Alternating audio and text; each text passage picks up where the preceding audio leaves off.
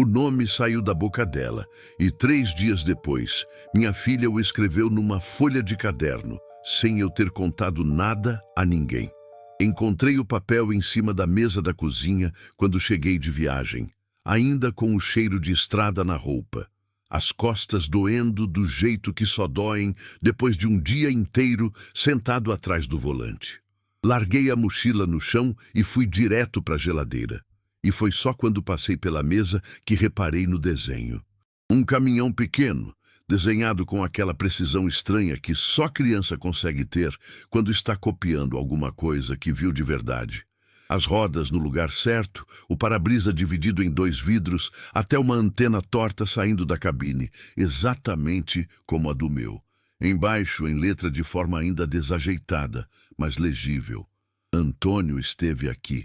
Chamei minha esposa, Marisa, que estava terminando de pendurar roupa no varal do fundo. Quando a Bia fez isso, ela olhou o papel sem entender direito minha urgência. Ontem à tarde.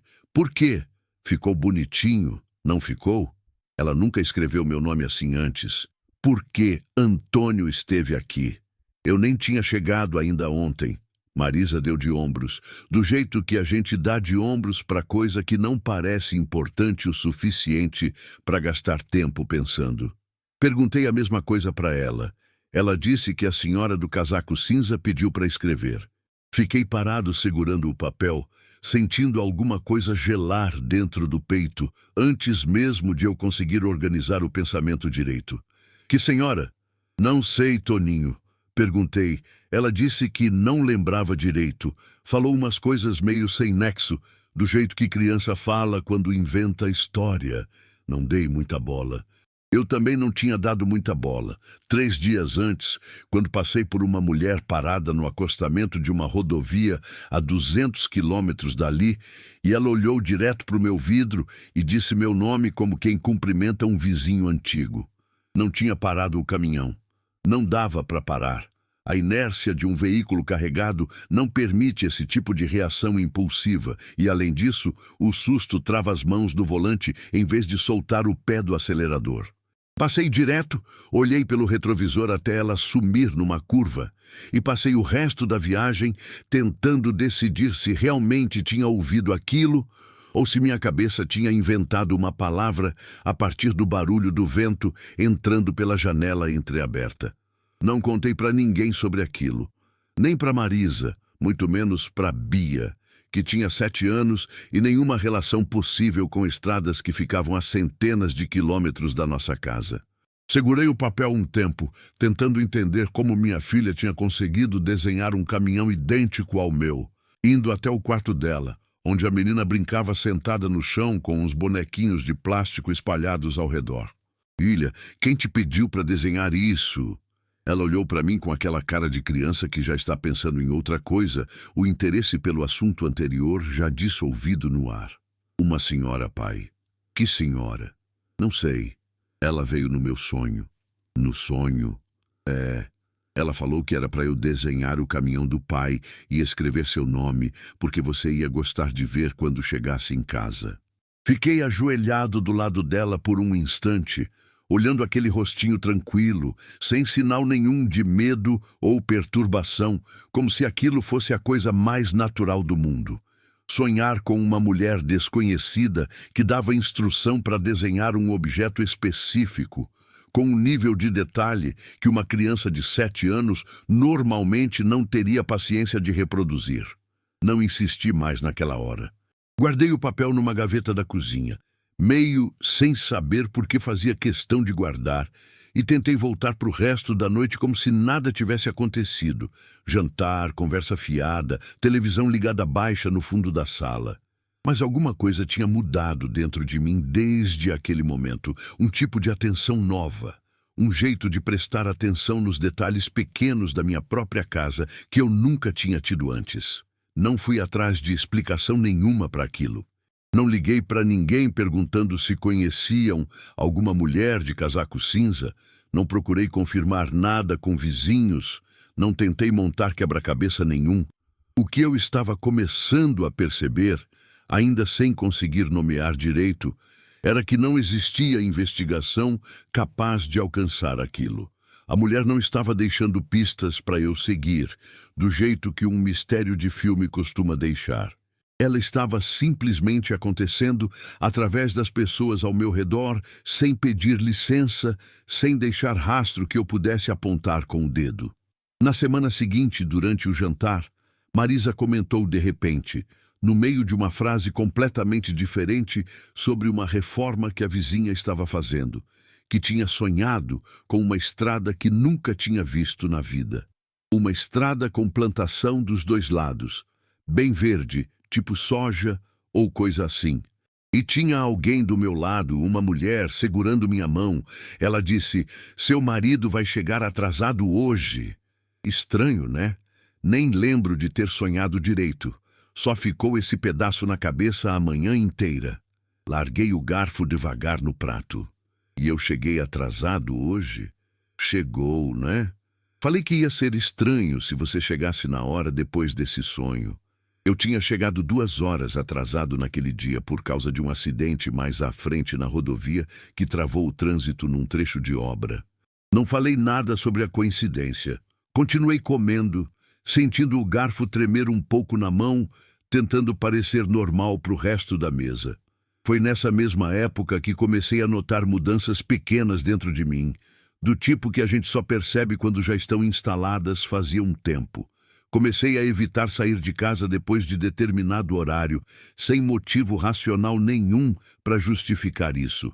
Só uma sensação de que era mais seguro estar dentro de casa quando escurecia.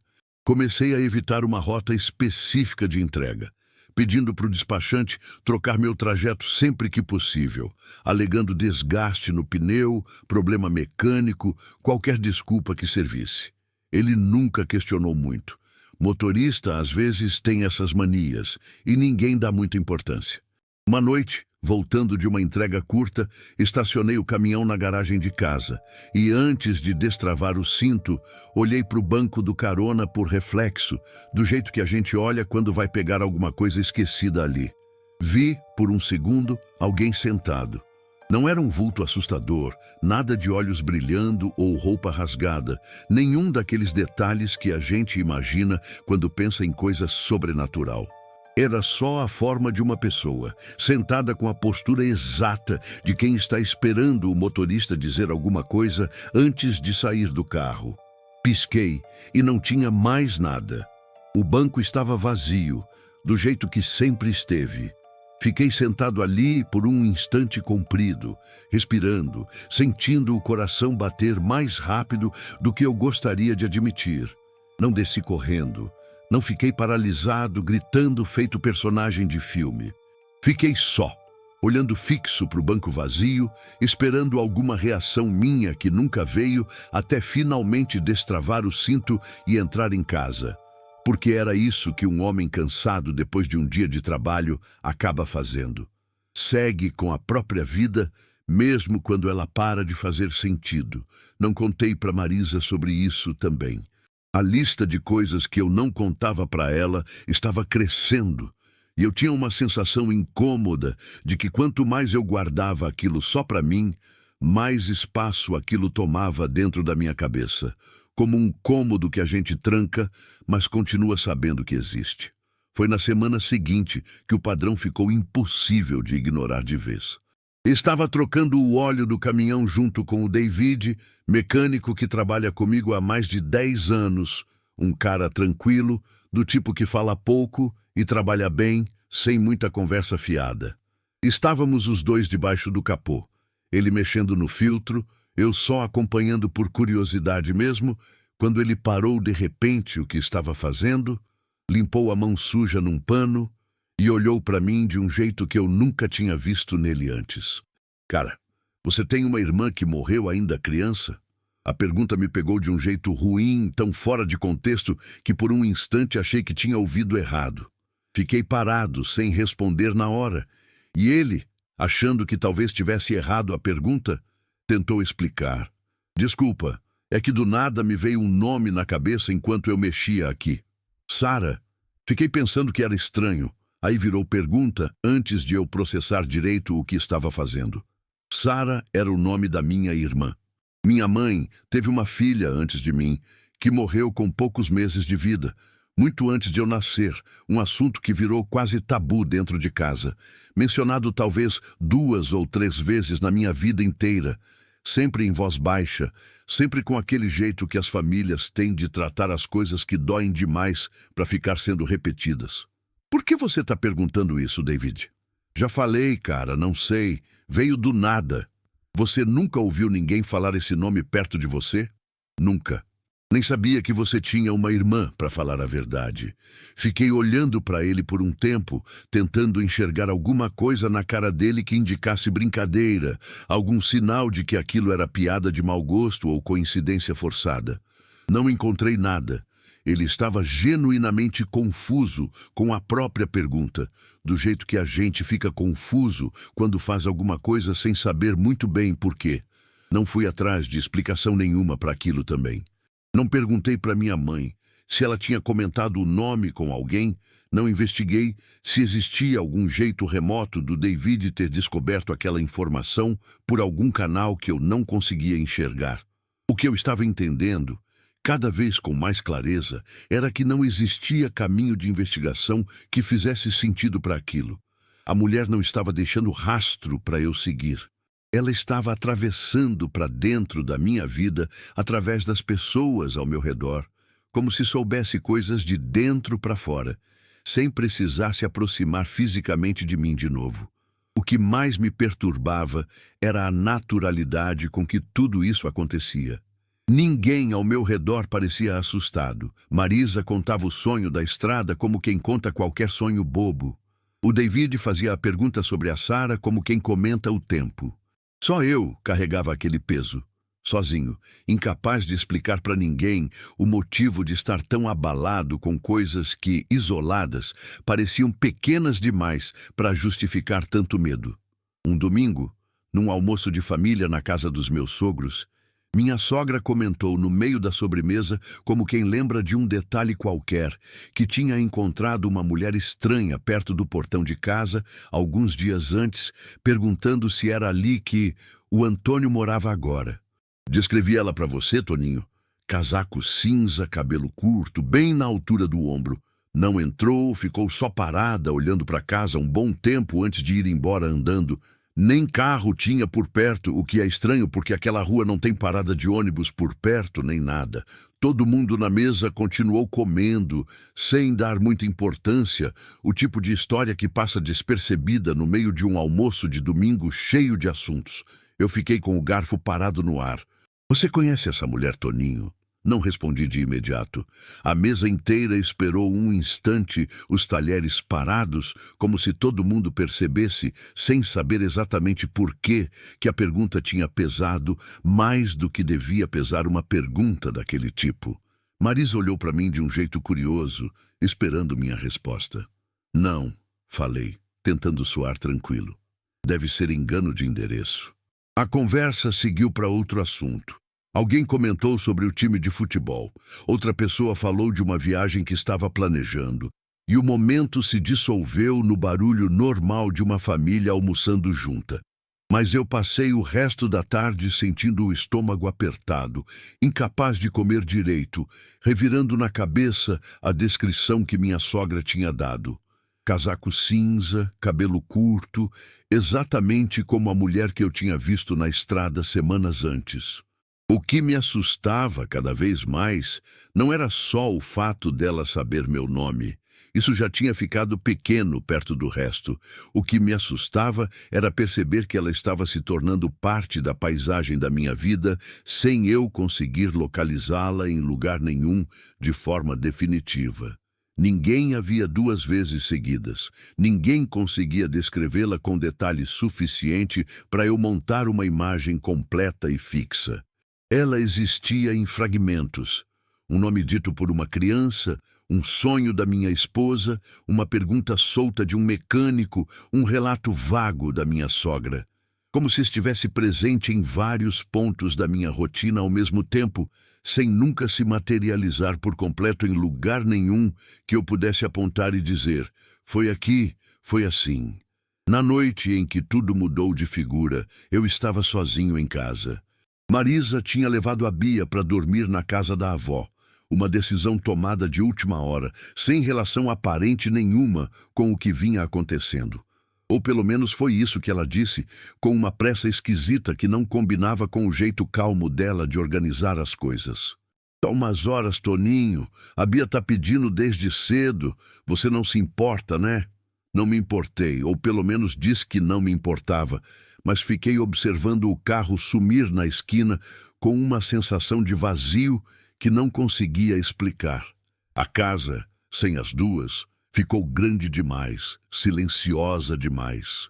Fiquei na sala, com a televisão ligada mais para fazer barulho do que para realmente assistir alguma coisa, trocando de canal sem prestar atenção no que passava, quando o telefone fixo da minha casa, aquele que praticamente nunca toca, já que todo mundo usa celular para tudo hoje em dia, começou a chamar. Levei um susto com o próprio toque, tão incomum que demorei 1 segundo para reconhecer o som. Atendi por puro reflexo, sem pensar direito no que estava fazendo. Do outro lado, silêncio por alguns segundos. O tipo de silêncio que tem peso, que parece ocupado por alguma coisa mesmo sem som nenhum. Depois, uma voz de mulher, calma, quase gentil, perguntou: "Você lembra do que eu te disse antes de você sair de casa hoje de manhã?" Fiquei parado, o aparelho gelado contra o ouvido. Eu não tinha conversado com ninguém antes de sair de casa naquela manhã. Marisa e Bia já tinham ido para a escola cedo, antes de eu acordar de vez. Tomei café sozinho, na cozinha vazia, olhando para o quintal através da janela, sem trocar palavra com nenhuma alma viva antes de entrar no caminhão. "Quem é você?" Ela não respondeu a pergunta diretamente. Em vez disso, completou a frase anterior com outra, dita devagar, quase com cuidado, como quem repete alguma coisa importante para garantir que a pessoa do outro lado escute direito. "Você pensou que gostaria de ver a Bia crescer inteira sem perder nenhuma parte disso." Um pensamento que tinha existido só dentro da minha cabeça. Num instante qualquer daquela manhã, olhando o quintal com a xícara na mão, o tipo de pensamento vago que passa e some, que a gente nem registra direito como pensamento de verdade. Nunca tinha dito aquilo em voz alta para ninguém, nunca tinha escrito em lugar nenhum. Existia só ali, dentro de mim, por menos de 5 segundos naquela manhã. E agora ela estava repetindo, quase palavra por palavra, pelo telefone. Desliguei na hora, com as mãos tremendo tanto que quase deixei o aparelho cair no chão. Fiquei parado no meio da sala, olhando para o telefone como se ele mesmo fosse capaz de me atacar, o coração batendo tão forte que eu conseguia sentir o pulso na garganta. O telefone tocou de novo. Não atendi. Fiquei olhando o aparelho vibrar em cima do móvel, contando os toques mentalmente. 1, 2, 3... até parar sozinho depois do 6º. Fiquei um bom tempo sem me mexer, tentando decidir o que fazer. Pensei em ligar para Marisa, pedir para ela voltar, mas não sabia como explicar aquilo sem parecer que eu tinha enlouquecido. Pensei em desconectar o telefone da tomada, mas alguma parte de mim tinha medo de que isso não fizesse diferença nenhuma, que a coisa continuasse acontecendo de outro jeito qualquer, através de outro canal que eu nem imaginava. O aparelho tocou uma 3ª vez. Dessa vez, atendi, mais por um impulso de enfrentamento do que coragem de verdade, decidido a exigir alguma resposta, qualquer coisa que me desse um fio para puxar. "O que você quer de mim?" Silêncio. Depois, a mesma voz, no mesmo tom calmo, quase carinhoso, respondeu uma frase curta. "Só queria que você soubesse que eu ouvi." A ligação caiu. Tentei rediscar, apertando o botão de repetir a última chamada, mas o aparelho não tinha registro nenhum, como se as ligações nunca tivessem existido. Fiquei ali parado por muito tempo, o silêncio da casa em volta de mim mais pesado do que qualquer barulho poderia ser. Fiquei acordado a noite inteira, sentado no sofá, com todas as luzes da casa acesas, sem coragem nenhuma de subir até o quarto sozinho. Não aconteceu mais nada naquela noite, nenhum barulho estranho, nenhuma sombra se movendo, nenhuma nova aparição. Só o silêncio comprido da casa. Um silêncio que parecia estar sendo observado por alguma coisa que eu não conseguia ver, mas sabia que estava ali. De manhã, quando Marisa voltou com a Bia, encontrei as duas conversando animadas na cozinha, rindo de alguma bobagem qualquer que tinha acontecido na casa da avó. A vida seguia normal para elas, e por um instante fiquei com inveja daquilo, com vontade de voltar para dentro daquela normalidade tranquila que eu tinha perdido em algum ponto da semana anterior, sem saber exatamente quando. Perguntei para Bia, com o cuidado de quem não quer assustar uma criança sem necessidade, se ela lembrava da senhora do casaco cinza que tinha aparecido no sonho dela. Minha filha me olhou com uma cara de quem realmente não fazia ideia do que eu estava falando. Que senhora, pai? Mostrei o desenho ainda guardado na gaveta da cozinha. Ela olhou para o próprio traço, para a própria letra, sem reconhecer nada daquilo com clareza. Eu fiz isso? Você não lembra? Não, pai, mas ficou bonito, né? Não insisti mais. Guardei o papel de novo na gaveta. E desde aquele dia, nunca mais tocamos no assunto dentro de casa, como se todo mundo tivesse decidido, sem combinar nada, que era melhor deixar aquilo enterrado, cada um guardando sua parte da história num canto qualquer da memória, sem juntar as peças em voz alta. O telefone nunca mais tocou daquele jeito. Ninguém mais mencionou a mulher de casaco cinza, nem Marisa, nem minha sogra, nem o David, como se, junto com o silêncio da ligação que caiu, alguma coisa também tivesse se desligado dentro de cada um deles, apagando o registro do que tinha acontecido, deixando só em mim o peso inteiro daquilo. A vida seguiu, entrega depois de entrega, estrada depois de estrada, do jeito que a vida segue mesmo quando alguma coisa fica faltando explicação. Voltei a fazer as rotas antigas, sem mais desculpas para o despachante, sem mais horário rígido para voltar para casa antes de escurecer. Aos poucos, fui deixando o medo mais raso, mais fácil de carregar no dia a dia, do jeito que a gente aprende a carregar qualquer peso que não some de vez. Mas até hoje, quando estou sozinho dirigindo à tarde, com a luz caindo naquele ângulo estranho antes do fim do dia, e passo por alguém parado no acostamento, olhando fixo para o caminhão, meu corpo inteiro se prepara para ouvir meu nome antes mesmo da pessoa abrir a boca. O peito aperta, as mãos suam no volante, os olhos vão direto para o retrovisor antes mesmo de eu decidir olhar. E o que mais me assombra não é imaginar quem ela é, ou de onde veio, ou o que exatamente ela quer de mim. Isso, de alguma forma, deixou de importar com o tempo. O que fica é lembrar daquela noite ao telefone e daquele pensamento, 5 segundos dentro da minha própria cabeça, nunca dito em voz alta, nunca escrito em lugar nenhum, que ela repetiu de volta para mim com uma precisão que nenhuma explicação normal consegue alcançar. Porque se ela ouviu aquele pensamento, um pensamento tão pequeno, tão íntimo, tão meu, eu ainda não sei, e talvez nunca saiba, quantos outros pensamentos meus ela já ouviu antes desse, e quantos ainda vai ouvir depois. Se essa sensação de estar sendo escutado mesmo em silêncio ficou grudada em você, é bom se inscrever no Relatos de Caminhoneiros. Porque por aqui a gente conta histórias desse tipo, das que continuam ecoando muito depois que a tela apaga.